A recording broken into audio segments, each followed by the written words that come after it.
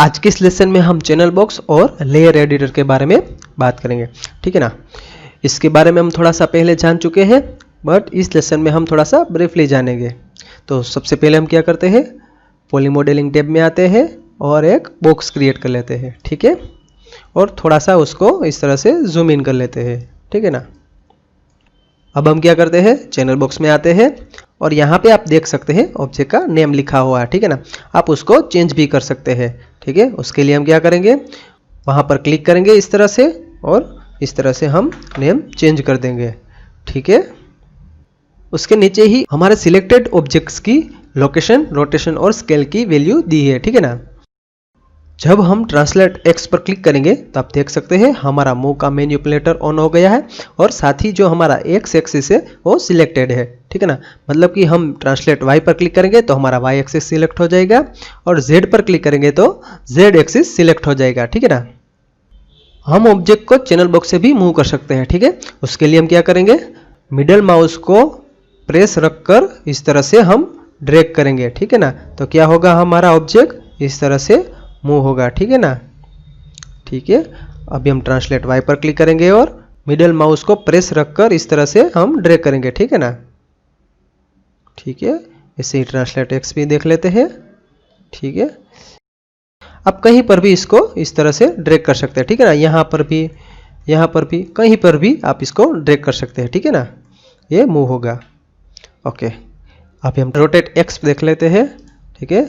जैसे ही हमने rotate x पर क्लिक किया तो हमारी एक्स एक्सिस की रिंग सिलेक्ट हो गई, ठीक है ना। और आप मिडल माउस को इस तरह से ड्रैग करने पर उसको रोटेट कर सकते हैं, ठीक है। रोटेट वाई में भी देख लेते हैं और जेड में भी, ठीक है। वैसे ही स्केल में भी इस तरह से मिडल माउस को ड्रैग करने पर आपका स्केल अप स्केल डाउन होगा, ठीक है। ओके, ठीक है। और जेड में भी, ठीक है। ओके, यहाँ पे आप देख सकते हैं विजिबिलिटी, ठीक है। मतलब कि ऑब्जेक्ट की विजिबिलिटी, ठीक है। यहाँ पर ऑन है, ठीक है। अगर आप इसको ऑफ करना चाहते हैं तो 0 टाइप कीजिए और एंटर प्रेस कीजिए, ये आपके ऑब्जेक्ट की विजिबिलिटी ऑफ हो जाएगी। अगर आप इसको ऑन करना चाहते हैं तो 1 प्रेस कीजिए और एंटर प्रेस कीजिए, तो आपके ऑब्जेक्ट की विजिबिलिटी ऑन हो जाएगी, ठीक है ना।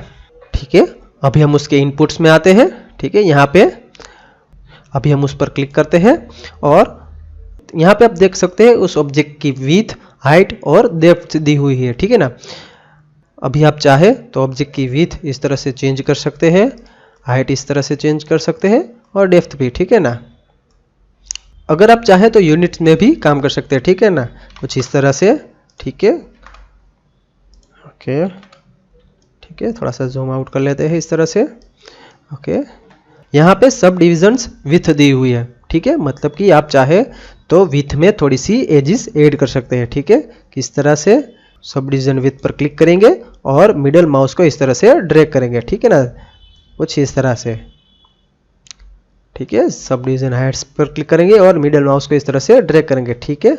आप चाहे तो यहाँ पे टाइप भी कर सकते हैं, ठीक है, कुछ इस तरह से। सब डिविजन डेप्थ देख लेते हैं कुछ इस तरह से, ठीक है। आप यहाँ से चेंज भी कर सकते हैं, ठीक है। अब हम लेयर एडिटर में आते हैं, थोड़ा सा इसको बड़ा कर लेते हैं इस तरह से, ठीक है ना। ठीक है, थोड़ा सा जूम आउट कर लेते हैं इस तरह से। यहाँ पर आप देख सकते हैं, ठीक है ना, लेयर का मेन्यू दिया हुआ है।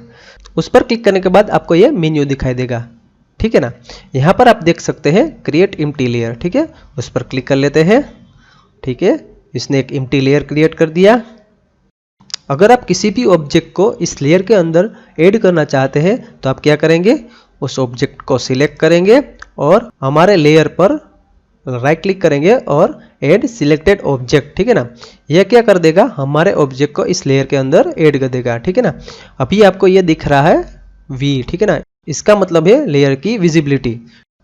उसको इस तरह से ऑफ कर सकते हैं और ऑन भी, ठीक है ना। इसके पास ही दिया हुआ है ये पी, ठीक है, इसका मतलब है प्लेबैक की विजिबिलिटी। अभी ये ऑन है, मतलब ये जब आप एनिमेशन में प्ले करेंगे तब इसकी विजिबिलिटी ऑन रहेगी, ठीक है। हम देख लेते हैं किस तरह से, यहाँ से हम प्ले करते हैं, ठीक है। ये प्ले हो रहा है तब आपकी विजिबिलिटी ऑन है, ठीक है। अब हम क्या करेंगे, पी को ऑफ कर देंगे, ठीक है। इसकी प्लेबैक की विजिबिलिटी ऑफ कर दी। अभी हम प्ले करेंगे तो ये, ठीक है, इस तरह से ये वर्क करेगा, ठीक है। एक बार फिर देख लेते हैं इस तरह से, ठीक है ना। अब इसकी विजिबिलिटी फिर से ऑन कर देते हैं। इसके पास ही एक स्क्वायर दिया हुआ है, ठीक है। उस पर क्लिक करने के बाद आपको देख सकते हैं उसके ये टेम्पलेट मोड हो गया, ठीक है ना।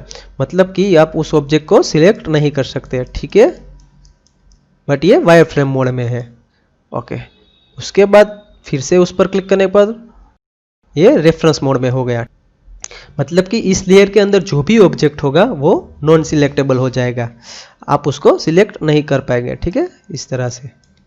ओके, फिर से हम नॉर्मल मोड कर देते हैं, ठीक है।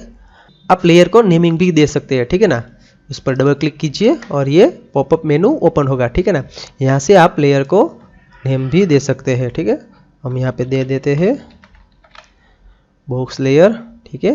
जैसे ही हमने डिस्प्ले टाइप देख दिया, ये अभी नॉर्मल मोड में है, ठीक है। यहाँ से आप टेम्पलेट कर सकते हैं और यहाँ से रेफरेंस भी, जैसे हमने पहले बात की थी, ठीक है। ओके, यहाँ से आप लेयर को कलर भी दे सकते हैं, ठीक है ना। जैसे हमने यहाँ पे ग्रीन कर दिया, ठीक है, और उसको सेव कर दिया। यहाँ पे आप देख सकते हैं ग्रीन कलर आ चुका है, ठीक है। अभी हमने जाना एम्प्टी लेयर किस तरह से ऐड किया और ऑब्जेक्ट को किस तरह से उस लेयर में ऐड किया, ठीक है। अभी हम क्या करते हैं, दूसरा ऑब्जेक्ट क्रिएट करते हैं, ठीक है, और इस तरफ रख देते हैं। और अभी क्या करेंगे, फिर से लेयर्स में आएंगे और क्रिएट लेयर फ्रॉम सिलेक्टेड, ठीक है, उस पर क्लिक करते हैं। तो आप देख सकते हैं कि क्या किया, उस ऑब्जेक्ट को डायरेक्टली इस लेयर के अंदर डाल दिया, ठीक है ना। ठीक है, आप देख सकते हैं इसकी विजिबिलिटी ऑन ऑफ करने पर, ठीक है। आप चाहे तो उस लेयर को अप एंड डाउन कर सकते हैं, ठीक है, कुछ इस तरह से। यहाँ से हमने अप कर दिया और यहाँ से हम उसको डाउन भी कर सकते हैं, ठीक है ना। ओके, जैसे कि हमने पहले बात की थी, माया एक ही चीज़ को अलग अलग जगह से हमें ऑपरेट करने के लिए ऑप्शन देती है, ठीक है। जैसे कि हमने यहाँ पे देखा क्रिएट एम्प्टी लेयर, ये वही ऑप्शन है, क्रिएट एम्प्टी लेयर, ठीक है, क्रिएट अ न्यू लेयर, ठीक है। और उसके बगल में दिया ऑप्शन है, ठीक है, create a new layer and assign selected object, ठीक है। ये वाला ऑप्शन जैसे कि हमने जाना क्रिएट लेयर फ्रॉम सिलेक्टेड, ये वाला है, ठीक है ना। हम देख लेते हैं, फिर से बॉक्स क्रिएट कर लेते हैं और हम उस ऑब्जेक्ट को इस लेयर के अंदर डायरेक्टली ऐड कर देंगे, ठीक है ना, कुछ इस तरह से। ओके, सो आज के इस लेसन में इतना ही, मिलते हैं अगले लेसन में।